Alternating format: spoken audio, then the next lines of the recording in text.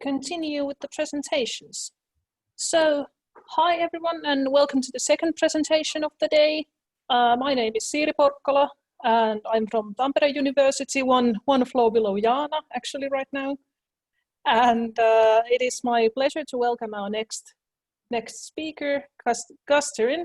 And so without further ado, you're welcome and please give your talk. All right, thank you. And can everybody now see the PowerPoint that I have here? Yes. All right, great. So, hi everyone. My name is Turyn. I'm an MA candidate at Georgia State University, and I'm going to be talking about epistemic first-person authority today. Let me get this down there. Okay. So just for the brief outline of my project, what I'm going to try to do in this talk is to establish these 2 points. First, that philosophers concerned with trans and non-binary gender identities should adopt epistemic first-person authority as a desideratum for an account of gender. And second, I'm going to try to argue that the metaphysical implications of pursuing epistemic first-person authority are manageable and shouldn't preclude our trying to get epistemic first-person authority into the picture. So I want to start off just with a little bit of background on what I'm talking about when I'm talking about first-person authority. So answering the question of first-person authority answers the question of how we should accept others' avowals of their genders. So I'm going to stay a little bit neutral, at least in this part of the talk, about what I mean by gender, what I mean by gender identity. But the rough idea here is that when somebody says, I am a woman, I think we would all agree that we should accept they're saying I am a woman. The question about first-person authority is what grounds our acceptance, in what way should we accept what they're saying.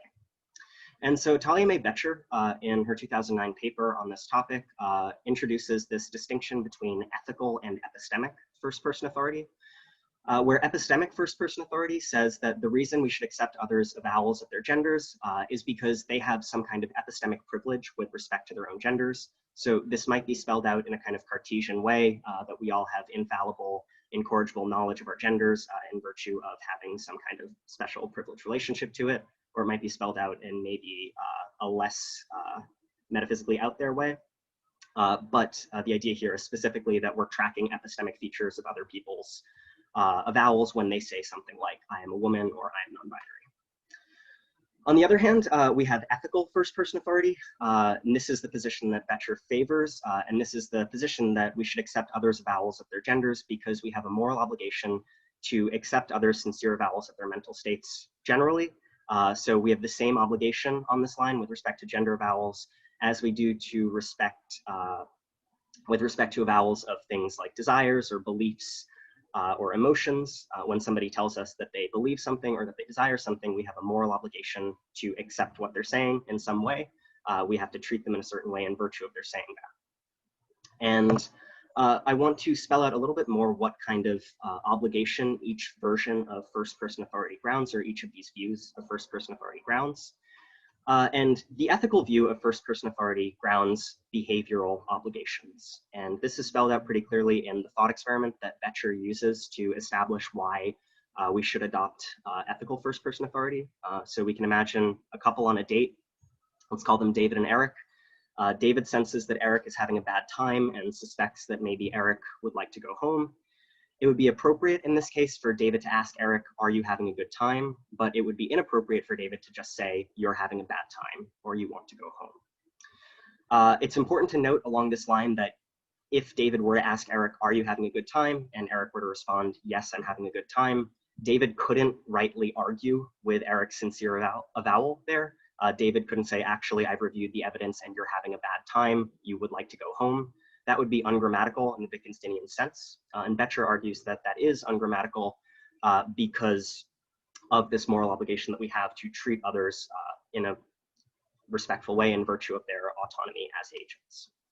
What's important to note about the ethical view of first-person authority is that David is still justified in believing on the basis of his observations, in this case, that Eric is wrong about his sincere avowals, that Eric might sincerely believe that he wants to stay on the date, but that he's wrong about it. And that ties into the kind of obligation that epistemic first-person authority grounds. Epistemic first-person authority grounds an epistemic obligation. So if we imagine for a second that the Cartesian view of the mind were right, and Eric really did have privileged, infallible knowledge of his mental states, then if he were to say, I'm having a good time, it would be irrational for David to believe that he's mistaken about that. There's no way, if the Cartesian view of the mind is right, or if something reasonably similar to that, there'd be no way for David to rationally believe that Eric is making a mistake about the contents of his own mind. There is an interesting question in here about whether there is a behavioral or ethical obligation tied into the epistemic view of first-person authority. I'm going to avoid that for this talk, just because that would bring in this whole literature about moral responsibility for beliefs that I'd rather not touch for now. So I do believe that we are morally responsible for what we believe, but I'm not going to hinge any part of my arguments in this talk on that point. So the rough outline of what I'm going to try to do in the first part of my argument here is establish why we should aim for epistemic first-person authority. I'm going to highlight what I take to be two desiderata for an account of gender. The first is that sincere avowals of one's gender ought to ground epistemic obligations. So when someone tells me that they're a woman, I should believe them and not just act as if they're a woman. And second, that sincere avowals of one's gender ought to ground substantive metaphysical inferences. So if somebody tells me facts about their gender identity, I should be able to draw substantive metaphysical conclusions on that basis. And I'm going to argue that ethical first-person authority by itself can't satisfy these desiderata, but that epistemic first-person authority can satisfy both. I want to establish now that this isn't an argument against ethical first-person authority. I think that viewing this as a dichotomy between either we adopt the ethical view or we adopt the epistemic view is mistaken, and that we can take both. So nothing that I say should be construed as an argument against the ethical view of first-person authority. And even if I'm totally wrong about epistemic first-person authority, I think that we do still have the ethical view of first-person authority there. And so to establish that first desideratum, I'm going to introduce what I'm calling the playing along problem. And this problem stems from the fact that on the ethical view of first-person authority, it's appropriate to play along, as it were, with someone's sincere avowals of their mental states. And this is a general principle that applies to all mental states, that we can see this in action in David's date with Eric. It's perfectly appropriate in that case for David to just sort of play along with what Eric says without actually believing him. He's doing his duty, he's satisfying everything that he needs to do. With respect to Eric's autonomy and authority, if he just acts as if what Eric says is true. And I think that that is appropriate to do when we're talking about someone's desires or someone's beliefs, and when we're talking about specific social circumstances like a couple being on a date. But I don't think that playing along is appropriate when we're talking about people's sincere avowals of their gender identities. So when someone says, I'm a woman, I don't think that we should just play along with what they're saying. I think that we should actually believe them. Or if someone says, I'm non-binary, again, we should believe them and not just accept that what they're saying is true. As far as why this matters, why I think this is a problem, why I think that we should want an epistemic obligation here, is because of the political side of the kind of project that we're engaged in here. If we're trying to ameliorate a concept of gender, we're trying to do so in order to bring about a more just society with respect to gender. And I think that demanding epistemic obligations is going to help us ultimately towards that goal. So to emphasize how epistemic first-person authority addresses the playing along problem, as I've called it, under epistemic first-person authority, we have epistemic obligations with respect to other sincere avowals. So if we do have epistemic first-person authority with respect to our gender identities, then we have obligations to believe what other people are saying about their gender identities.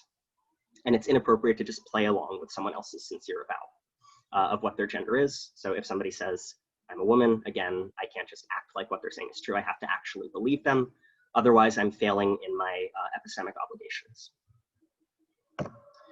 The second problem that I want to highlight here is a methodological problem. And that is that drawing substantive metaphysical conclusions on the basis of testimony about gender requires us to commit to some kind of epistemic authority.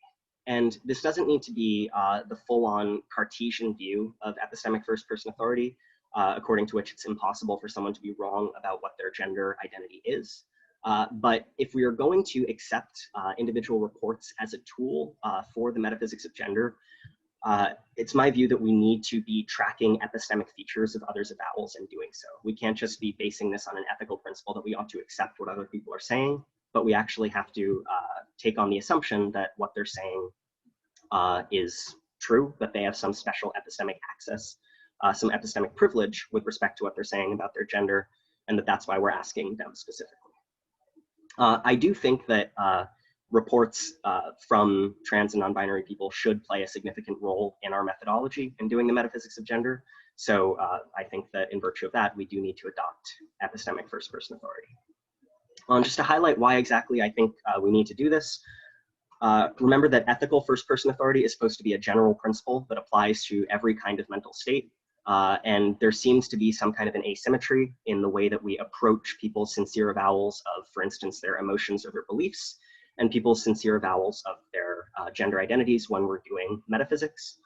It doesn't seem as appropriate to draw substantive metaphysical conclusions about emotions in virtue of first-person testimony as it does to draw substantive metaphysical conclusions about gender on the basis of first-person testimony.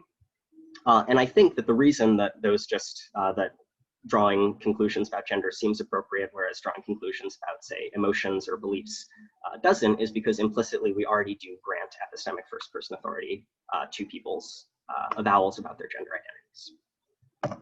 So just summing up here, how does epistemic first-person authority address this problem? If people do have privileged access to facts about their gender identities, then we have a stronger base, at least a stronger base, for drawing metaphysical conclusions on the basis of their sincere testimony about what their genders are. So just summing up what I've argued so far, we have these two desiderata for an account of gender. An account of gender identity should ground epistemic obligations with respect to people's sincere avowals of their gender identities. And an account of gender identity should allow us to draw metaphysical conclusions on the basis of individuals' testimony about their gender identities. And epistemic first-person authority can satisfy these desiderata, whereas ethical first-person authority alone cannot satisfy these desiderata. So what I'm going to try to do for the rest of the talk is explore the metaphysical implications for epistemic first-person authority. I'm going to start off by talking about what exactly epistemic first-person authority requires, what kind of an epistemic and metaphysical background it requires. I'm going to try to address this objection that we would need to take on this totally implausible metaphysics of gender in order to get to epistemic first-person authority. I'm going to try to show that that's not the case. And I'm going to argue that if we're trying to answer the question of what is gender, epistemic first-person authority requires that we answer that by saying gender is internal, gender is in the head in some significant way. Gender is fixed by one's intrinsic states. And I'm going to bring up some worries about self-knowledge and mental content externalism in that part. So just to begin here with discussion of what exactly epistemic first-person authority requires. I've hinted at this before, but now I'm going to say it full out. I don't think that epistemic first-person authority requires a Cartesian view of self-knowledge. It doesn't require that we have infallible, incorrigible, privileged access to our mental states, to our genders. All that it requires instead is that our acceptances of others' sincere avowals about their gender identities track privileged epistemic properties of their avowals. That is sufficient, in my view, for granting others epistemic first-person authority. And so a useful discussion here is a paper by Matthew Parrott from 2015 called Expressing First-Person Authority, which unfortunately doesn't touch on any of the literature in feminist philosophy, but has some interesting discussions of the relationship between authority and neo-expressivist positions about mental content in the philosophy of mind. And though Parrott does take a different position than I'm advocating here, Parrott doesn't think that our deference to others' sincere avowals of what their mental states are track epistemic features. His discussion there really does help establish what exactly this means. And so the upshot of this, the upshot is that it's possible for one to be wrong about their gender, but still to be in the best position to know what their gender is. So we don't need to adopt infallibility about gender in order to grant epistemic first-person authority. All that we need to do is say that people have some kind of privileged access to what their genders are. Bettcher does respond to this objection in her 2009 paper on first-person authority, and says that taking anything less than Cartesianism requires that we really weaken first-person authority. And I don't think that's true. I think that even if the Cartesian view is false, all that we actually need to make a general claim about the inappropriateness of overriding someone else's sincere avowal of what their gender is saying that we have privileged access to our genders. Because if we do have privileged access, there's no way for someone else to be in a better epistemic position than we are about what our own genders are. And so nobody else could rightly know better than we do what our own genders are, and thus couldn't override in epistemic terms what our genders are. I think that there's a useful analogy to be drawn here between epistemic first-person authority about gender and the epistemic first-person authority that we have about our pains, though there are limits to the analogy. And I think that the ultimate goal of a theory of gender should be to put, at least with respect to this particular desideratum, should be to put our knowledge of our genders on the same epistemic foothold as our knowledge of our pains. There are a lot of ways that we can be wrong about what our pains are. We could be mistaken about the causes of our pains, about the locations of our pains. We could self-deceive about our pains. We can make systematic errors, or we can make conceptual errors.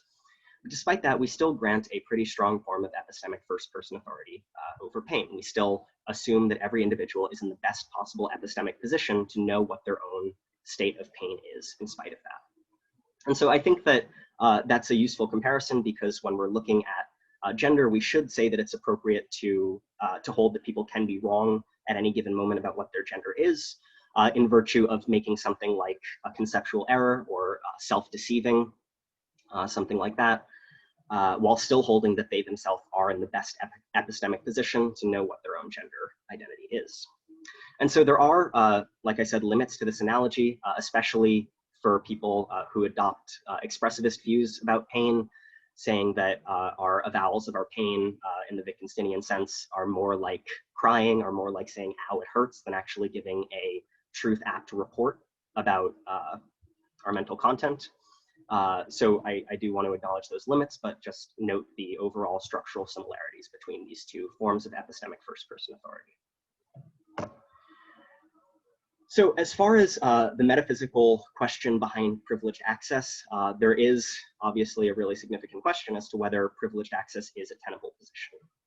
If it's not a plausible metaphysical position, it seems like we're just setting ourselves up to fail in trying to pursue it, because we'll never spell out the right metaphysics for gender if it requires some implausible position like that. And in order to establish privileged access about our gender, I'm going to introduce a position that I call strong internalism about gender. And strong internalism is the view that one's gender is dependent upon one's mental content, and that the mental content which constitutes or fixes one's gender is internal, in the sense in which philosophers of mind like Hilary Putnam talk about internalism about mental content. So according to strong internalism, the view is that any two psychologically identical individuals have the same gender, regardless of their surroundings. I think that this can help us in getting privileged access, and I'll spell that out in a moment. But this position, strong internalism, is to be contrasted with weak internalism. And just to be clear, these aren't value-laden terms. I'm only calling one strong and one weak because one is taking on two kinds of internalism, whereas the other is only taking on one kind of internalism. But weak internalism is the position that gender is dependent upon one's mental content, but that the mental content which constitutes or fixes one's gender is at least in part dependent upon one's surrounding environment. And so just to spell out in a little bit more detail the difference between strong and weak internalism, I think that we can turn to Hilary Putnam's twin earth thought experiments. So Putnam famously argues that meaning ain't in the head, that for two psychological duplicates who say exactly the same thing, they might mean different things when they speak. He gives the example of Oscar and Tosker, who are psychological duplicates. Oscar lives on Earth. Tosker lives on twin Earth, which is a very, very similar planet to Earth in our own universe, with the one difference between Earth and twin Earth being that on twin Earth, water is composed of a different chemical structure. So water is composed of this really complex chemical called XYZ, whereas on Earth, of course, it's composed of H2O. And we can suppose that Oscar and Tosker live prior to the discovery of the modern chemical theory. So they have no idea that there is this fundamental chemical difference between water on twin Earth and water on Earth. And as such, they're psychological duplicates, but they mean different things when they say water. So what we can say about this, porting it back onto the discussion about mental content and gender, with respect to meaning, we could say one's mental content in part fixes one's meaning, but one's environment also plays a role in fixing one's meaning. So again, two psychological duplicates can mean different things at the same time. As far as what twin earth has to do with first-person authority, we can suppose that Tasker were to make some sincere avowal about what he means when he speaks. Suppose that Tasker were to say, I mean exactly what Oscar means when I say water. Well, it seems like in this case, an external observer who knows about the difference between XYZ and H2O is actually in a better epistemic position than Tasker to know what Tasker means. So Tasker isn't in a privileged epistemic position to know what he means.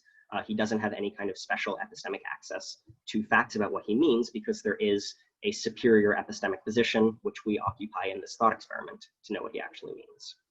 So even though we might have an ethical obligation to treat him in a particular way in virtue of his sincerely avowing what he means when he speaks, we don't have an epistemic obligation in this case to actually believe that what he's saying is true because we're in a better epistemic position than he is.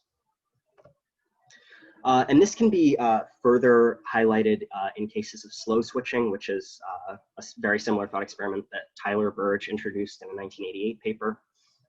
In cases of slow switching are cases in which agents are unknowingly moved into new environments, moved back and forth between different environments in which their mental content changes. So we can imagine Oscar and Tasker being unknowingly switched one night.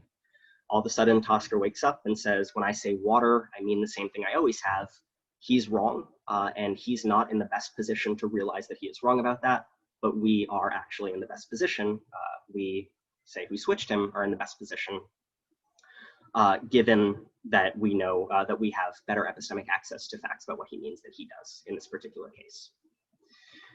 And so we can say a very similar thing about gender in this case, as we can say about meaning, if we're assuming that gender, that the mental content which constitutes or fixes one's gender identity is external in this sense. So we can imagine a case in which Tasker is relocated to a different planet, call it Earth Junior, which is very similar to Earth, but there are wide-ranging differences in gender norms, or wide-ranging differences in how other people on the planet understand what gender is. So Tasker wakes up in the morning, he goes outside and he says, I'm a man. He's not in the best epistemic position to recognize what his own gender is. And so I think another case that highlights this instance is Katherine Jenkins's case of a woman or a person who takes themselves to be a woman in virtue of taking the norm of wearing green socks to be relevant to themselves. So we can imagine a person who is totally disconnected from the surrounding environment's norms of what it means to be a woman. That person in our society, say in the United States on Earth, wouldn't count as a woman because that's not the norm associated with womanhood on Jenkins's account.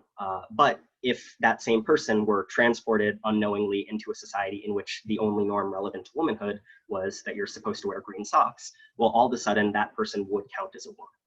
And so if we're counting the mental content as dependent upon one's, if we're counting one's gender as dependent upon one's environment in this weak internalist sort of way that I spelled out here, then individuals don't have the best epistemic access to facts about what their own genders are, necessarily. And so the question then is, what does strong internalism bring us? Why should we adopt this position? And my contention is that strong internalism is immune to twin earth counterexamples because any two psychological duplicates have the same gender regardless of the environment in which they're placed. So strong internalism then in itself at least establishes the possibility of privileged access. I think that it is a necessary condition, but not a sufficient condition for privileged access, and thus necessary but not sufficient for epistemic first-person authority. There is still further positive work to be done in spelling out what exactly the metaphysical picture is that would establish some kind of strong internalist position about gender, but I hope that I've at least established at this point that there is that is a necessary condition for epistemic first-person authority. So just wrapping up what I've said so far, epistemic first-person authority should be taken as a desideratum for an account of gender. because adopting epistemic first-person authority brings about an epistemic obligation, which supplements the behavioral obligation grounded by the ethical view of first-person authority. Adopting epistemic first-person authority can also at least better ground the kinds of metaphysical conclusions that we should be able to draw with respect to claims about gender. And then I've argued that adopting epistemic first-person authority doesn't require that we grant individuals infallible knowledge of their genders, but only that what we're doing when we accept others' avowals of their gender identities is that we're tracking epistemic properties of those avowals, that we're interpreting them as knowledge claims and not just as authoritative claims. And then finally, I've argued that adopting epistemic first-person authority requires that we be what I've called strong internalists, which is the position that gender is fixed by mental content, and that the mental content which fixes one's gender identity is exhausted by what's in the head, as it were. So I'm not going to present an actual positive view here, but it is my view that a dispositional account of gender that focuses on psychological dispositions as opposed to behavioral dispositions can satisfy this desideratum. And I think that responding to criticisms leveled against McKittrick's view can help us get to that kind of a dispositional view. But that is a project for a further talk and a further paper, and not one that I'll spell out here. And these are the references here.